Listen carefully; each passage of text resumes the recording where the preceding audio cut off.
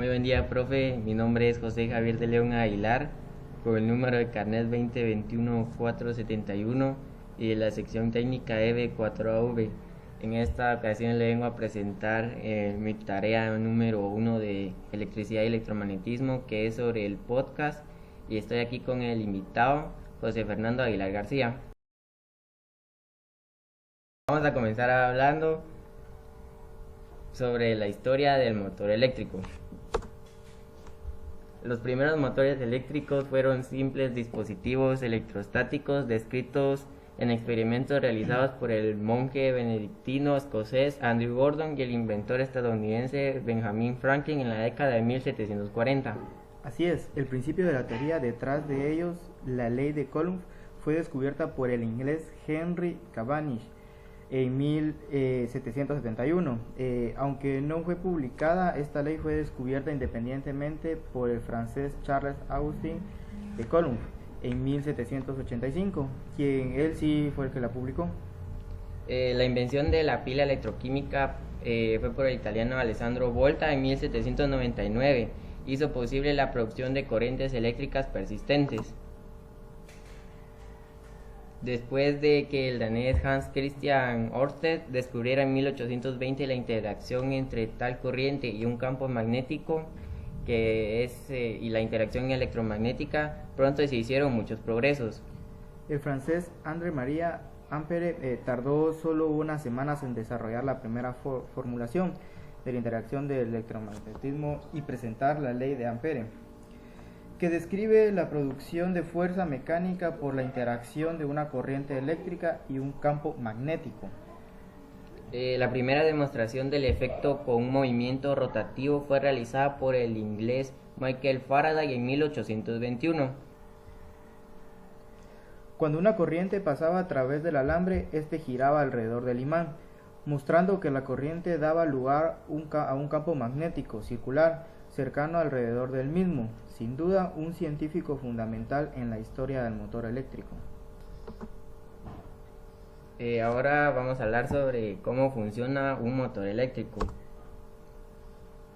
En el interior del motor eléctrico tenemos un estator, que es el componente estático del motor, y diferentes arrollamientos por los cuales el paso de la corriente eléctrica crea un campo magnético que gira en el interior del estator. Dicho campo magnético que gira en el estator arrastra el campo magnético fijo del rotor y lo hace girar. El primer principio establece que un conductor eléctrico que se encuentra en un campo magnético experimentará una fuerza si cualquier corriente que fluye a través del conductor tiene un componente en ángulo recto con ese campo. El segundo principio establece que si un conductor se mueve a través de un campo magnético, entonces cualquier componente de movimiento perpendicular hacia ese campo generará una diferencia de potencial entre los extremos del conductor. De la misma manera, el magnetismo temporal alrededor del cable atrae o repele el magnetismo permanente del imán, y eso lo que hace es que el cable rote. Es decir, su funcionamiento se basa utilizando principios de electromagnetismo, lo que demuestra que se aplica una fuerza cuando una corriente eléctrica está presente en un campo magnético. Ahora vamos a hablar sobre las partes de un motor eléctrico. Escobillas son las que se encargan de permitir que exista una conexión entre la parte giratoria y la parte fija del motor eléctrico.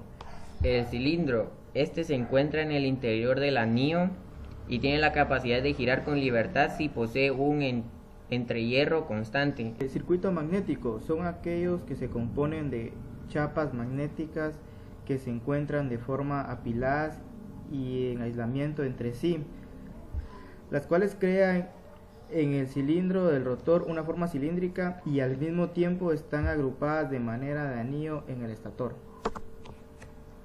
El rotor, esta parte es conocida también como inductor. En ella es donde las piezas que permiten que el eje del motor gire, conocidas como espiras, pueden combinarse al eje. Estas espiras son conocidas como bobinado del motor y de ellas depende el cambio que se realizará de energía eléctrica a mecánica. Tapas son elementos que sirven para sostener los cascos de rotamiento y de cojinetes, permitiendo el soporte de la acción del motor. La carcasa es la que sirve para cubrir y proteger el rotor y estator.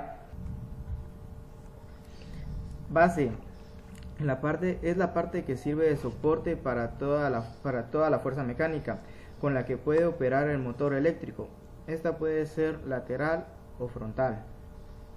Caja de conexiones. Su función es proteger los conductores que permiten la alimentación del motor, preservándolos de elementos que puedan causarle daños y su propia operación mecánica. Bobina del motor. El bobinado es un cable que permite mostrar el enrollamiento de los diferentes espiras por el inicio de este y el final. Es que entra y sale la corriente eléctrica. Cojinetes. Los cojinetes son aquellos que contribuyen a la operación perfecta de las partes que giran del motor. Se usan para la reducción de la fricción, fijar y sostener los ejes mecánicos, lo cual permite que sea posible el menor consumo de potencia. Estator. El estator funciona como la base del motor, ya que es la parte que se encuentra fija. Permite que se realice la rotación del motor, se mueve de forma magnética. Existen estatores ranurados y de polos salientes.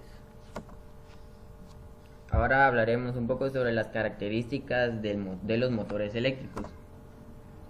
Las aplicaciones y usos que se le puede dar a un motor eléctrico son muy diversos, por lo que conviene saber y controlar las características de ellos, si no se quiere caer en errores que provoquen problemas en el funcionamiento de las máquinas. Como ya se ha comentado antes, no todos los motores eléctricos son iguales y cada uno de ellos cuenta con una potencia, un tamaño y un peso concreto. La potencia es la cantidad de trabajo entregado por unidad de tiempo medido en watts. La potencia es uno de los parámetros más importantes en un motor. El torque es generado por el efecto de la fuerza aplicada sobre un brazo de palanca.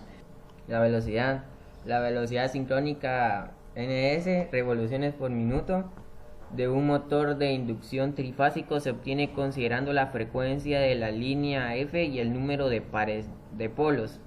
El rotor de un motor trifásico de inducción rota con una velocidad menor a la del campo magnético. Y por último vamos a hablar sobre los tipos de motores eléctricos, de corriente directa y de corriente alterna. Síncronos. Motor de corriente alterna en el que la rotación del eje está sincronizada con la frecuencia de la corriente de alimentación. Asíncronos. Son aquellos motores eléctricos en los que el rotor nunca llega a girar en la misma frecuencia con la que lo hace el campo magnético del estator. Monofásicos. Tipo de motor que cuando está en operación desarrolla un campo magnético rotatorio, pero antes de que inicie la rotación el estator produce un campo estacionario pulsante. Los trifásicos es una máquina eléctrica rotativa capaz de convertir la energía eléctrica trifásica suministrada en energía mecánica. Bifásicos. Un motor bifásico es un sistema de dos tensiones desfasadas 90 grados que ya no se utiliza hoy en día. Los motores de corriente directa. El motor de excitación independiente son aquellos que obtienen la alimentación del rotor y del estator de dos fuentes de tensión independientes. El campo del estator es constante al no depender de la carga del motor. Motor en serie o de excitación en serie. Consiste en un motor eléctrico de corriente continua en el cual el inducido y el devanado inductor o de excitación van conectados en serie. El motor en derivación o motor shunt. Este motor eléctrico de corriente continua cuyo bobinado inductor principal está conectado en derivación o paralelo con el circuito formado por los bobinados inducido e inductor auxiliar. Motor cómputo. Motor eléctrico de corriente continua cuya excitación es originada por dos bobinas inductores independientes, uno dispuesto en serie con la bobina inducido y otro conectado en derivación con el circuito formado por los bobinados.